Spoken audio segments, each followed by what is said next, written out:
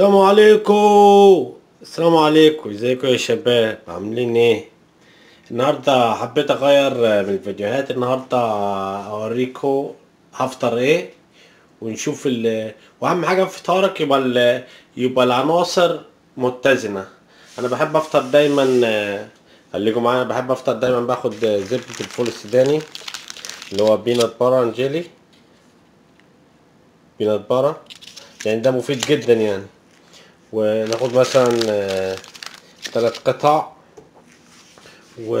وهاخد برضو، شوف التلاجة فيها ايه. هاخد جبنة جبنة فيلادلفيا كريمي، جبنة كريمي مثلا، ناخد 2. ويا جدعان يا جدعان، لازم الفطار بتاعك، طبعا هنا مفيش فول ولا فلافل، الفول معلب وانا ما بحبوش يعني. مثلا ناخد موزتين، ناخد موزة، وناخد تفاحية. واهم حاجة بقى ان انا اخد النسكافيه الصبح، ومعلقتين سكر. وطبعا اخد الفنجان المفضل عندي،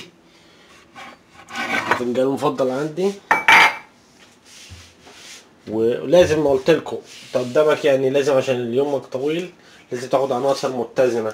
ما تجيش مثلا تاخد سكريات، ولا تاخد نشويات، ولا تاخد بقوليات. حاول انك تحاول انك تعمل العناصر بتاعتك تكون متزنه، ومفيش عنصر اكتر من التاني، بحيث ان ده ما يأثرش على جسمك، ما يأثرش على عضلاتك.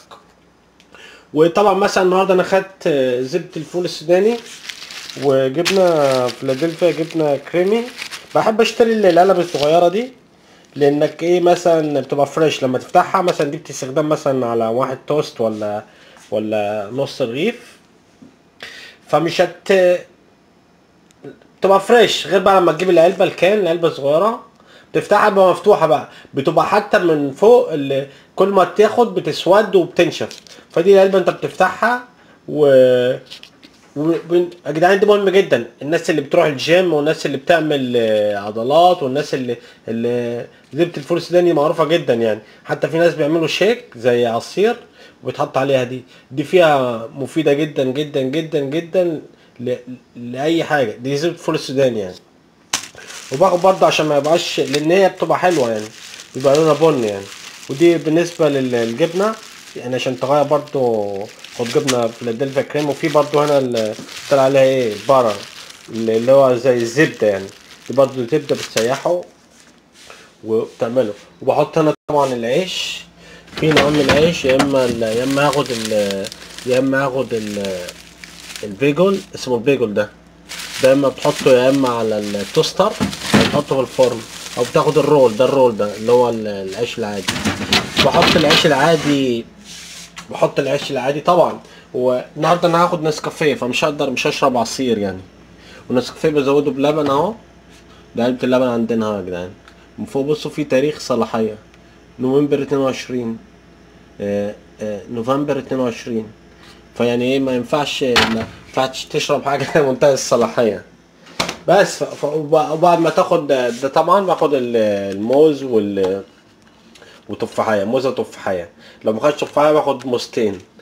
وطبعا هنا بحط المية تغلي بس يعني. فده الفطار وزي ما قلت لكم لازم الفطار يبقى، لان انت قدامك يوم طويل، لازم الفطار بتاعك يبقى عناصره متكاملة، وما فيهوش حاجة ازيد من حاجة يعني. والبيض مفيد جدا، بس مش صفار البيض، بياض البيض، لان صفار البيض فيه كمية صوديوم. لان الحاجات دي كلها قريت عليها انا، زي ما قلت لكم مع الفيديو الرحلات اللي انا بتكلم عليها. ما حبيتش اظهر بصورة النهارده يعني، فاكيد زهقت من صورتي يعني. فقلت لكم البيض قريت كتير عن النوتريشن يعني، اللي هو علم التغذية. لان علم التغذيه ده بيأثر على صحتك، وبيأثر على عضلاتك، وبيأثر على تفكيرك، وبيأثر على حاجات كتير.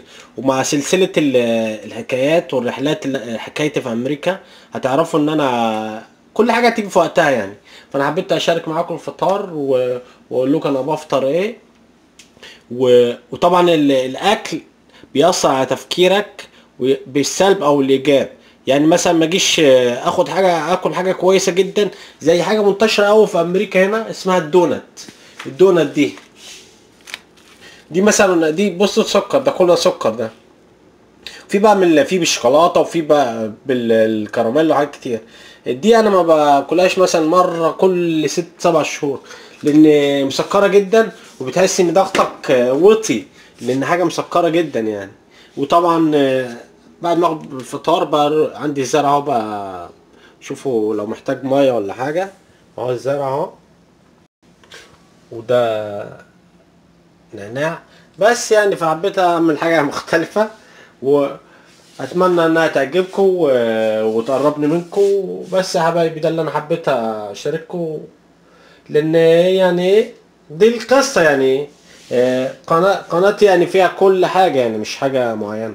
ويا جدعان جربوا فيديو السول السوداني دي، جربوها، انا بنصح بيها. لان انت لو مثلا راجل بتروح الجيم، دي بتديك زي مثلا قوة تحمل وتديك عناصر كويسة جدا يعني. بس فده الفيديو واتمنى ان الفيديو الغريب يعجبكم. ما تنسوناش باللايك يا جدعان، اللايك. ونشوفكم في الفيديو الجاي، والسلام عليكم ورحمة الله وبركاته.